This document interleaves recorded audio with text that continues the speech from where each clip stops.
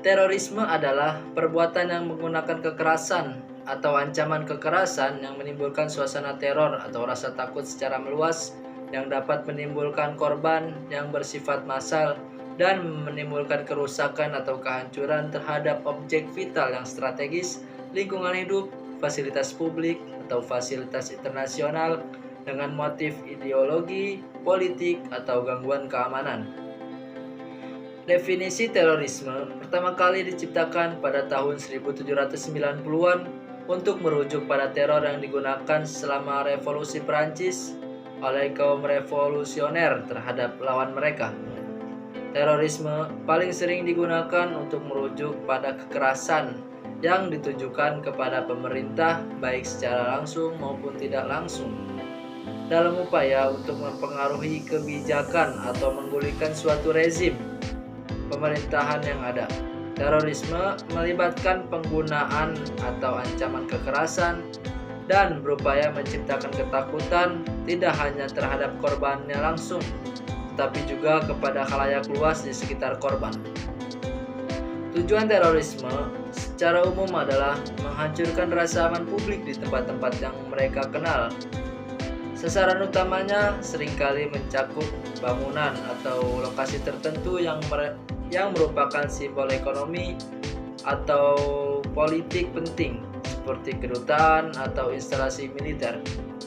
Sedangkan harapan teroris umumnya adalah tindakan terornya akan mendorong penduduk untuk menekan para pemimpin politik menuju tujuan politik tertentu.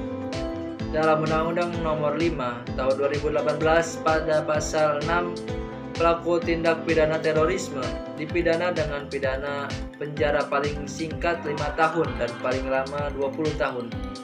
Pidana penjara seumur hidup atau pidana mati. Terorisme sebagai tindak pidana terorisme dapat diancam dengan hukuman paling berat pidana seumur hidup dan paling ringan pidana penjara 15 tahun. Dalam hukum Islam, tindak pidana terorisme tergambar secara jelas dalam surat Al-Maidah ayat 33. Dalam ayat tersebut dipesankan dengan hukum qisas. Hal ini karena teroris merupakan orang yang membuat kerusakan di muka bumi. Perusakan dalam hukum Islam dapat dijatuhi hukuman mati atau disalib. Akan tetapi, dalam hukum Islam jika seseorang teroris tersebut melakukan bentuk terorisme dengan membunuh atau menganiaya, maka hukumannya dikisas. Akan tetapi, jika selain dari itu, maka hukumannya ditetapkan oleh ulama atau lembaga atau seorang hakim yang mengacu pada Al-Quran dan hadis yang sesuai dengan ketentuan mengenai hukuman kisas. Penangkapan Ahmad Zain An-Najah, anggota Majelis Ulama Indonesia atau MUI, pusat oleh tim Datasmen Khusus atau Densus 88 anti teror yang disebut diduga terkait tindakan pidana terorisme telah mengejutkan berbagai pihak. Nama MUI pun terseret akibat kasus tersebut. Dan di media sosial muncul tegar untuk membubarkan MUI. Bersama dengan itu muncul pula tagar mendukung MUI. MUI menegaskan bahwa penangkapan anggota Komisi Fatwa MUI Ahmad Zain An-Najah oleh Detasmen Khusus Densus 88 anti teror tidak ada kaitannya dengan mereka. MUI juga menegaskan bahwa hal itu mutlak urusan pribadi. Pemuda Indonesia Jami, Koordinator Nasional Jami Irfan Sanusi menyatakan bahwa 7 poin sikap MUI tersebut menunjukkan bahwa MUI sebagai hadimul ummah atau pelayanan umat tetap bersama umat menjaga persatuan dan kesatuan. Sebaliknya, MUI sama sekali tidak melindungi anggotanya yang terjerat proses hukum. Tetap bekerja untuk umat, saling mendukung tugas suara untuk menjaga persatuan dan kesatuan. Irfan menyoroti poin ketiga yang menyatakan bahwa MUI menyerahkan sepenuhnya proses hukum kepada pihak berwenang. Nomor 3, poin MUI ini menurut kami sangat penting dengan kata lain MUI secara terang membackup pihak kepolisian untuk mengusut tuntas keterkaitan oknum MUI dengan kelompok teroris.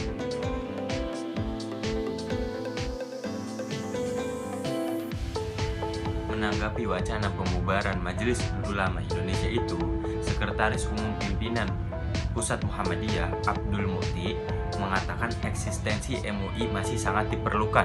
Pasalnya, MUI dapat menjadi wadah dan forum silaturahmi para ulama dari ormas Islam yang berbeda-beda.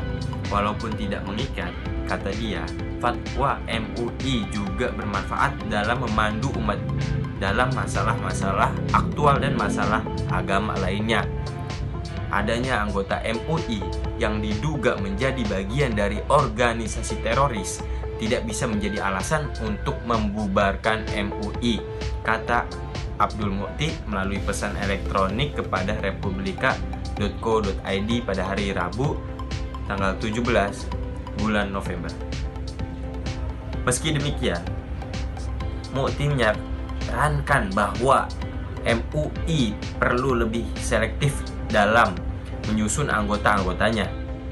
Menurutnya, MUI perlu melakukan penelitian sebelum menetapkan seseorang sebagai pengurus. Tidak perlu ada screening, tambahnya. Sementara itu, Wakil Ketua Umum Pimpinan Pusat Persis JJ Zainuddin tentu saja menolak wacana tersebut. Menurutnya, wacana pembubaran MUI sangat tidak bijak dan tidak relevan. Sangat tidak bijak dan tidak relevan adanya tuntutan pembubaran MUI dengan adanya anggota Komisi Fatwa yang diamankan Densus 88, kata JJ Zainuddin dalam keterangannya tertulis pada hari Rabu tanggal 17 bulan November. Pria yang akrab disapa JJ atau Ustadz JJ ini menjelaskan bahwa setiap orang tentu memiliki aktivitas lain yang bersifat individu selain jabatan di pekerjaannya, tidak terkecuali anggota Komisi Fatwa itu, yang mana karena aktivitas individualnya di luar MUI terciduk Densus 88. Karena para anggota Komisi Fatwa itu tentu punya aktivitas lain yang bersifat individual yang tidak ada hubungannya dengan posisinya sebagai anggota Komisi Fatwa, terang Ustadz JJ. Sekretaris Jenderal MUI, Buya Amirsyah Tambunan, kemudian menyampaikan penjelasan yang membenarkan bahwa Ahmad Zain merupakan anggota Komisi Fatwa MUI Pusat.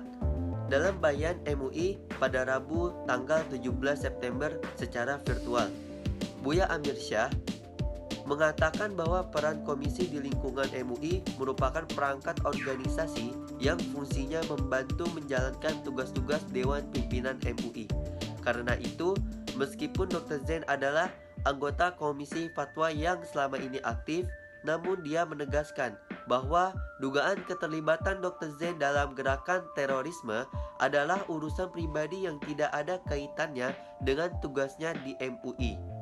Dugaan keterlibatan yang bersangkutan dalam gerakan terorisme merupakan urusan pribadi dan tidak ada sangkut pautnya dengan MUI.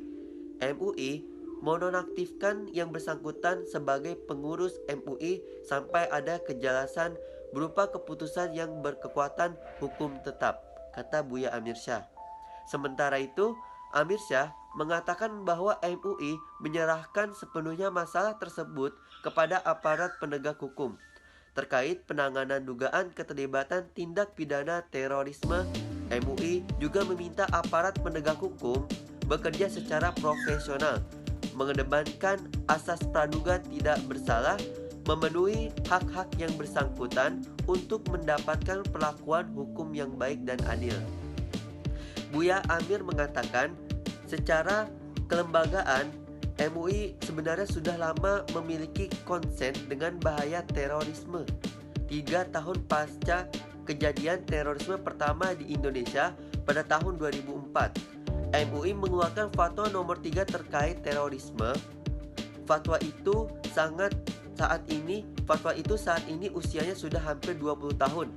MUI berkomitmen dalam mendukung penegakan hukum terhadap ancaman tindak kekerasan terorisme sesuai fatwa MUI nomor 3 tahun 2004 tentang terorisme.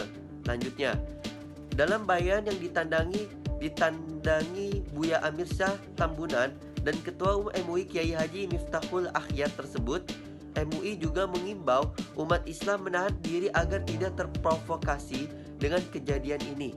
Apalagi dengan munculnya beberapa kelompok tertentu yang mulai memprovokasi kejadian ini untuk kepentingan tertentu. MUI mendorong semua elemen bangsa agar mendahulukan kepentingan yang lebih besar, yaitu demi keutuhan dan keselamatan bangsa dan negara, tambah Amirsyah.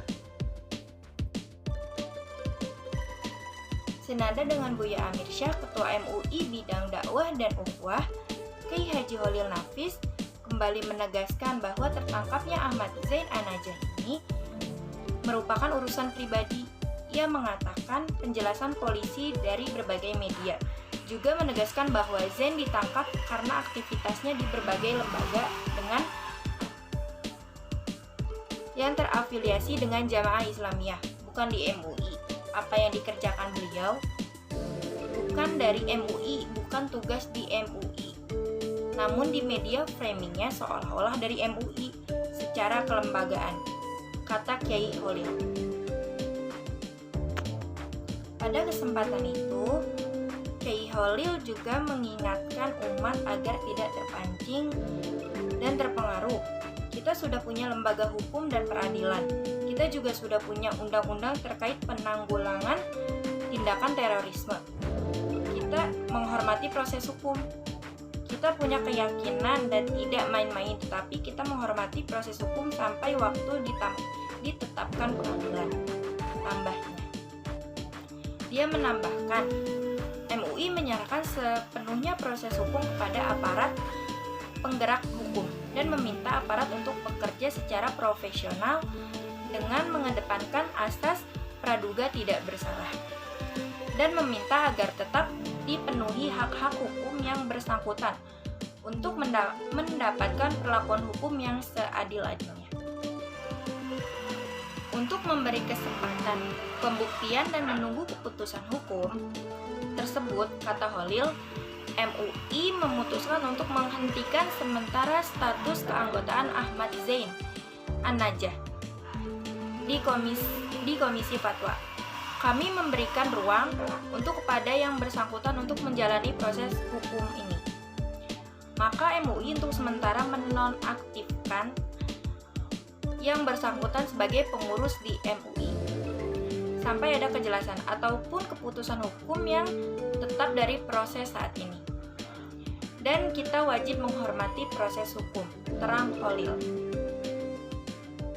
Sebelumnya diberitakan bahwasanya Ahmad Zain An-Najah ditangkap pada Selasa tanggal 16 bulan 11 tahun 2021. Polisi mengungkapkan Ahmad Zain An-Najah merupakan anggota Dewan Syura Jamaah Islamiyah atau JI. Kendati MUI telah menonaktifkan yang bersangkutan sebagai pengurus di MUI. Irfan sangat menyayangkan ormas besar kaliber MUI bisa disusupi salah satu anggota Dewan Syura organisasi teroris. Kami sangat menyayangkan MUI kok bisa kemasukan organisasi terlarang. Citra dan marwah MUI sedikit tercoreng akibat ulah oknum anggota yang berafiliasi ke kelompok teroris. Butuh upaya yang keras untuk mengembalikan kembali citra MUI sebagai organisasi moderat. Jelasnya, ia pun menyarankan agar proses seleksi keanggotaan MUI lebih selektif. MUI sebagai rumah besar umat Islam tidak boleh terjerumus untuk kedua kalinya dalam keterlibatan anggotanya berafiliasi ke kelompok teroris. Kejadian ini harus menjadi pelajaran keanggotaan MUI lebih selektif. Harus diurai benang merah saudara Ahmad Zain ini dengan orang yang merekom dan memasukkan dia ke dalam struktur MUI dan KPU.